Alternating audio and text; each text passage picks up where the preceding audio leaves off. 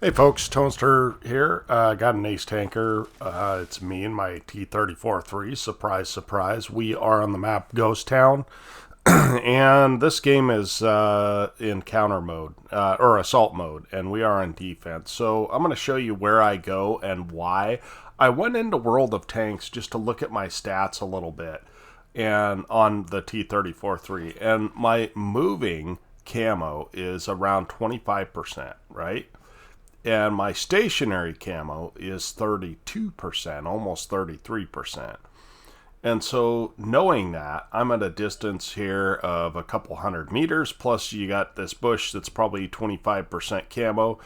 It's very, very unlikely that anyone will spot me.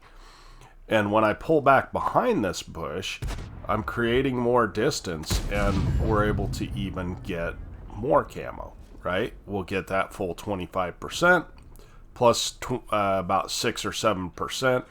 So as these guys are moving into position, it's likely that I won't get spotted firing from here. So we're just using solid bush mechanics to pull up into the bush, get lights, and then back off. And it's paying off. I've already done 800 damage, and I've got another 490 in assist. So, and I'm allowing my teammates to get vision and to do damage to these guys. So one thing I want you to notice is the addition of the HP bar here. We are already 3,000 ahead on HP, right? And that's going to continue to go up. And as it does, I will play appropriately as we get a fairly low roll of 331 on that Caro, right? But again, we're just using bush mechanics. And one thing that you'll notice is that I ignore that Progetto, right? He's hull down. I don't think there's a good chance of me hitting that shot. So I'm going to save my shot because I got a 10-second reload for something more viable for me to shoot at, right? And so we're going to shoot at this Caro. It's not going to pen, but at least I've got like a full hull shot as the Artie gets spotted by us, and we're up to 2,500 combined, and it's been less than 3 minutes, okay? So this is a good position. The only issue is if you have someone with extreme view range, it can be a problem. Or if somebody gets up to the side here, there's a bush over there that they can use, that they can sometimes spot you from. But it hasn't happened this game, and we are up 6,000 HP already, and it's 4-0. So for me, it's time to move up. Every time these guys have poked and peeked, they've gotten punished. So they're going to get real sick of that real quick. Now it's 5-0, and the route is on, right? So we're looking for shots on these guys. I probably should have just played to hit the guys that were up on this hill next to me, but I didn't. So one of the things about this game, it is pay to win. I mean, let's face it. As we catch the S1 napping, and we're able to put a nice shot into him. And these three guys up here are in deep trouble.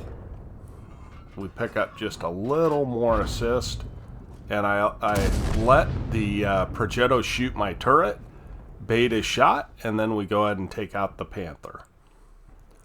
So the thing about this Progetto is he's never going to come down after me. I've got way too many guns up here as we're picking up huge assists now, up to 2,300 already.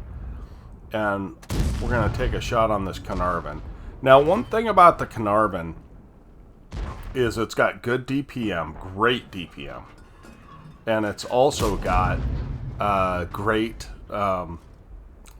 penetration. So if he tracks me, he can perma-track me. So I would never make the poke the way I did without a repair kit. But we're able to pick up some damage on him and definitely some assists. So that puts us up, that's 2,600 assist and 2,100 damage in a very short game, right? And now we're creeping up on this Progetto, and we got sight on him, and we're able to put a nice shot into him and get safe. Now, I didn't know this at the time, but that Progetto's side armor is cheese. It must be 40 millimeters or less because it was an auto pen for me. And we're just going to see if we can get a nice shot on this T-29, and that's about as lucky of a shot as you're going to get in the T-34-3. So not a whole lot more action, guys, but I feel like 2,900 damage, 2,600 assist is great, right? And this Hellcat wants to go kill this Caro, and I don't blame him. So I'm going to take the front, and I'm going to tell him, follow me, and I'm just going to drive out in front of him, pretty much.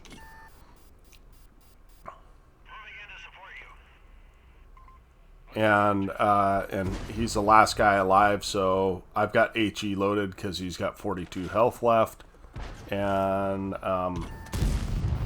yeah, see our Hellcat coming around him. And that's good teamwork there from the Hellcat. And if he hadn't killed him, I would. And so that's the end of the game there. Let's go ahead and look at the after action on this. Okay, I called this bushing up in the T-34-3 because most of our damage and assist was done at the beginning of the game, but you notice that we looked at the HP bar and were able to push up based on our knowledge of how many tanks were dead and how much HP the enemy team had and maximize our performance, which got us the ace tanker. And we also got a patrol duty, which is, you know, kind of an unusual medal in a medium tank. 2,900 damage, 3 kills, 1,441 base XP. I messaged this Chiri after the game, 2,200 damage as I believe he was basically a bottom tier. Yeah, this is a tier 9 game, so he was a bottom tier, 2,200 damage in a lightly armored tank. Good job there. 14 shots, 12 hits, 9 pens. As I said, 2,900 damage, 2,800 assists. That puts us up, you know, close to 6K. 155,000 credits. I had a premium account at the time. If you guys don't know, you can go to Twitch and pick up Twitch drops for World of Tanks. You have to link your Prime account with World of Tanks account, and then you can get these loot boxes, and they give you commanders and tank rentals and days of premium. It's a great deal. And this was a 5 times because it was on this weekend, which was a 5 times weekend. 11,000 experience for the crew. So we'll take that all day long. And I appreciate you guys watching. I hope that it shows the importance of spotting and why I am so dead set on having view range in almost every tank that I play. Thanks again. We'll catch you next time. Toaster out.